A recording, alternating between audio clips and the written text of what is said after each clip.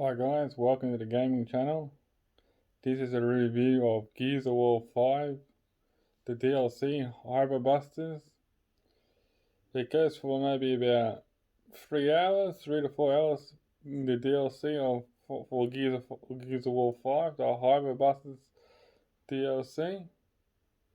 Really fun, back to how it used to be. There's no open world, it's just small corridors and all that. How it used to be back in the old type Gears of War games. A lot of fun. You've got free player co-op. There's a couple of new achievements you can get. Yeah. Please rate, comment, subscribe. And Miss Pink Princess, if you want to play with me, we can do it together.